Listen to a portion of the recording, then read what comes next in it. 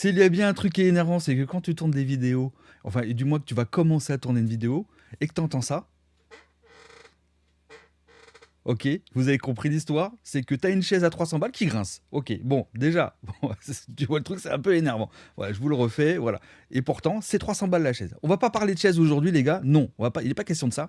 On va parler de Pokémon, du retour de la hype. Oui, parce que Pokémon n'est pas mort, les gars. Bien sûr que non. Pokémon a eu des hauts, des bas, comme toute société, ok. Et on va comprendre pourquoi, vous savez déjà un petit peu, tu vois, mais on va en parler aujourd'hui.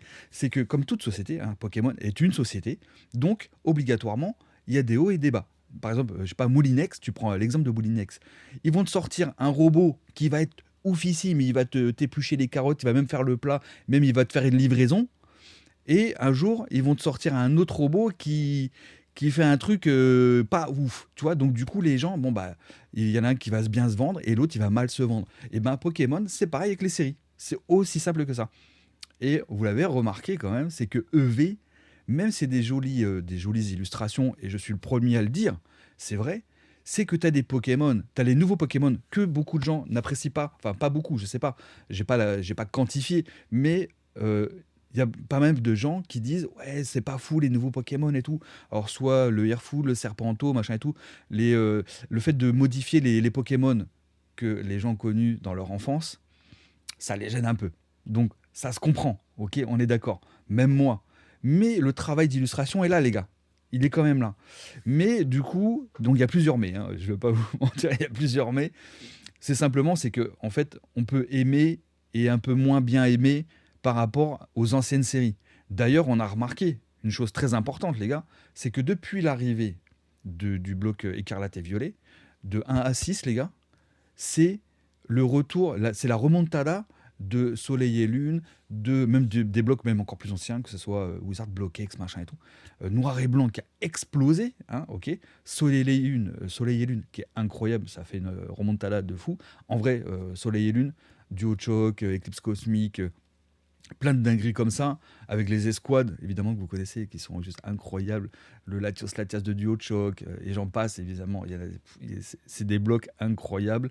Je suis bien content d'avoir et des cartes et des boosters display et tout. Franchement, je suis très content d'en avoir. Je pense que parmi vous, il y en a aussi qui en ont. Il y en a plein, évidemment, qui en ont. Et pour le coup, Écarlate et Violet a permis aussi, d'un côté, aux gens de pas trouver ce bloc Écarlate et Violet comme ils étaient pas à fond dessus, tu vois. Donc du coup, ils sont intéressés, bien qu'ils soient nouveaux dans Pokémon, au bloc, pas forcément Wizard, Block X, parce que c'est assez cher, hein, on est d'accord, mais se concentrer sur des blocs un peu plus anciens, de 3 4 5 ans, voire 6 ans, 7 ans pour XY et tout. Et en vrai, ils ont pas tort. Ils ont pas tort parce que Block XY, bon, série bloc de cœur, machin et tout, vous savez pourquoi. Évidemment, des full art, comme on en fait plus, hein, ok, on en fait plus, avec un relief de fou malade, des illustrations de malade, vraiment un truc vraiment carré. Mais du coup, Pokémon a une stratégie, selon moi, évidemment. C'est que il y a déjà, d'une part, et ça vous le savez, c'est que Pokémon, c'est aussi c'est un jeu de base, ok. Donc ça veut dire qu'on peut jouer avec les cartes, mais on peut jouer aux jeux vidéo. Donc les gars, c'est que Pokémon a une stratégie, et à mon avis d'ailleurs, c'est qu'ils doivent même déjà avoir prévu le prochain bloc. À mon avis, le bloc écarlate et violet, ils l'ont déjà terminé, ils sont déjà sur celui d'après, tu vois. Donc j'espère qui vont nous sortir une petite dinguerie pour le prochain bloc. Mais avant ça, bien sûr, attendez-vous à des vraies folies, ne serait-ce peut-être que dans déjà 6.5, je pense qu'on aura des jolies choses. Et c'est à partir de 6.5, voire EV7, que Pokémon va se détacher un petit peu des jeux, et donc du coup nous sortir des cartes avec des Pokémon pas trop modifiés ou pas modifiés du tout. Euh, donc ça peut être très intéressant, ne serait-ce que pour la collection, pour le retour d'une hype, pas forcément pour les ventes, machin et tout ça. Je parle pas vraiment d'argent. Je parle de la collection pure, de t'intéresser à la chose, tu vois.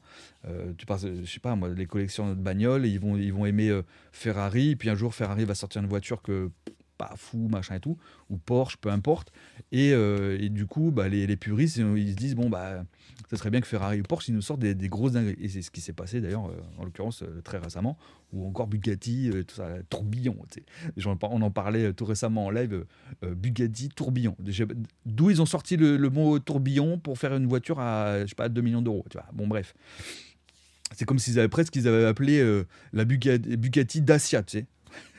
Le truc, enfin, bref, de temps en temps, ils te sortent des noms, tu rêves.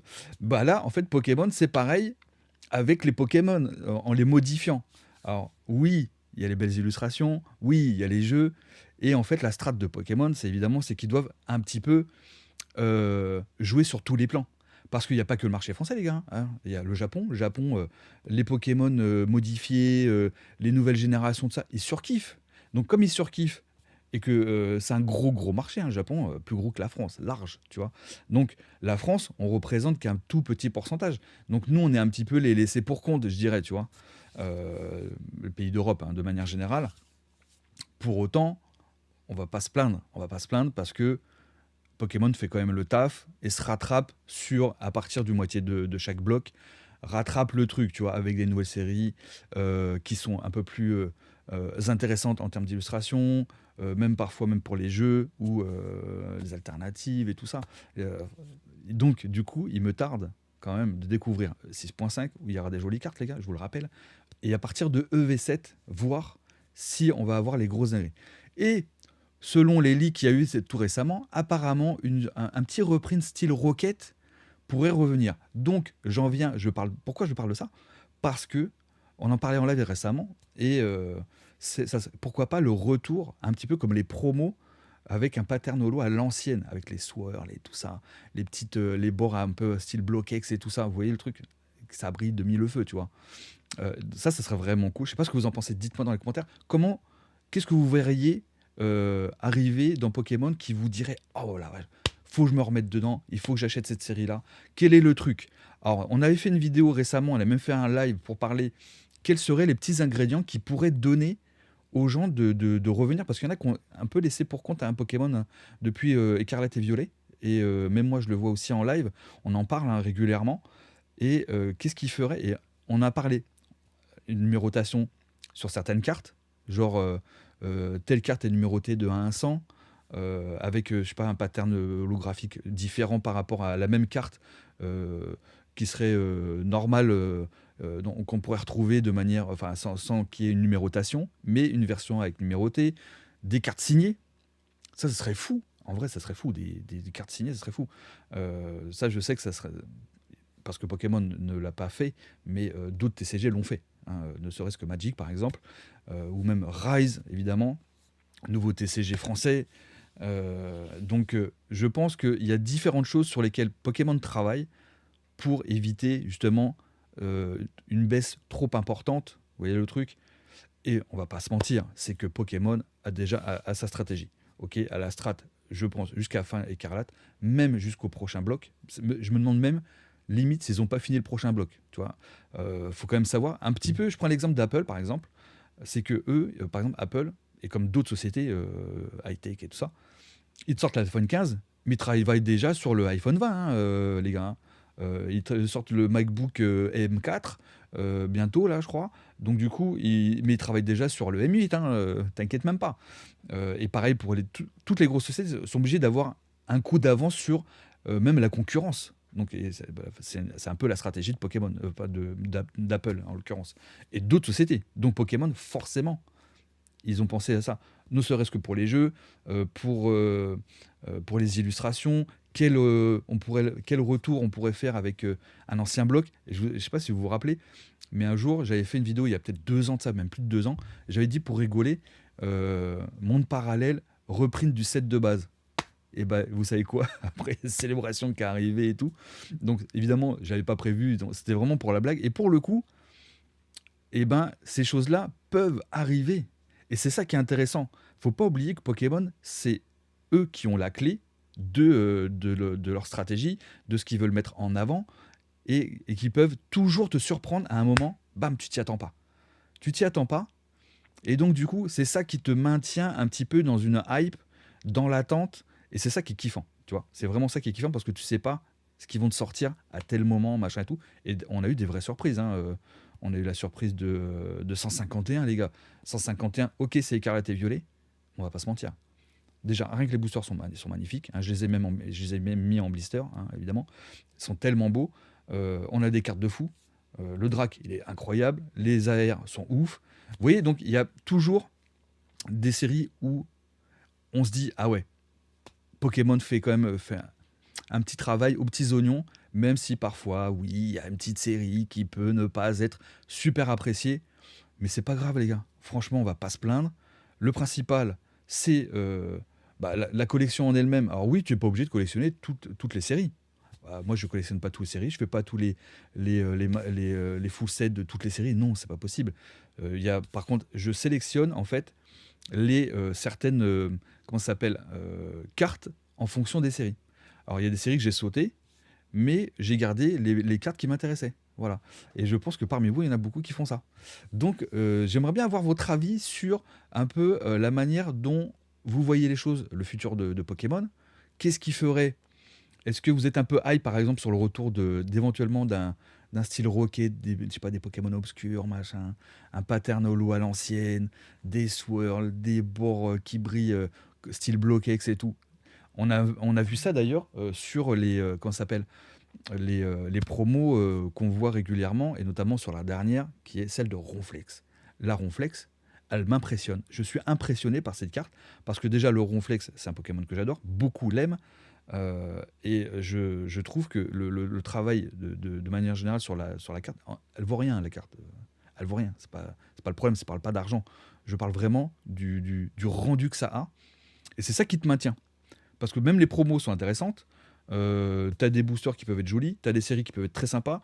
Même si toute la série n'est pas ouf, de je sais pas n'importe quelle série, tu peux avoir des cartes de fou. Et c'est ça qui est sympa dans la collection. On peut pas tout collectionner, donc du coup, faut faire des choix. Et il y en a parmi vous qui ont fait aussi des choix de passer telle ou telle série, ce qui est normal, les gars. Attention, on va pas se plaindre. Mais en tout cas, ce qui est sûr, les gars, c'est que Pokémon est très très loin d'être mort. Et à mon avis, je me demande si on ne sera pas déjà dans un autre monde avant que Pokémon ait mis la clé sous la porte, les gars. Je ne sais pas ce que vous en pensez, mais à mon avis, on a encore de très très belles années devant nous. Parce que je pense que Pokémon a quelques petites surprises dans sa manche. On n'est pas prêt. À tout moment, ils peuvent nous sortir un ancien bloc, nous le remasteriser un petit peu comme célébration. On avait vu, comment ça s'appelle, le Noctalistar. On est d'accord, Noctalistar, une dinguerie. Pourquoi pas aussi le retour de peut-être des bords jaunes pour une série spéciale.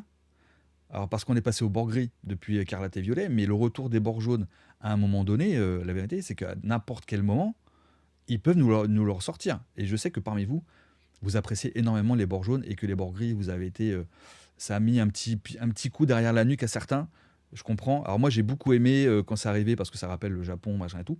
Mais c'est vrai qu'à la longue, quand tu rouvres des anciens boosters, pas forcément anciens au final, parce que les bords jaunes, c'était le bloc précédent, tu te dis, ah ouais, ça fait quand même plaisir. Vous voyez ce que je veux dire? Donc, dites-moi en commentaire ce que vous pensez de cette petite analyse, vite fait, comme ça, et surtout pour avoir votre retour sur votre ressenti, sur l'avenir de Pokémon, sur peut-être 6.5 sur les leaks qu'il y a eu, V7 qui pourrait être autour des dragons, et éventuellement Rocket, un petit style Rocket Returns, ou je sais pas. C'est encore un peu flou cette histoire, mais en tout cas, j'espère qu'ils vont nous sortir la petite dinguerie. Je vous dis à très bientôt. N'oubliez pas de vous abonner, de liker, de commenter. Je vous fais des gros bisous. Ciao.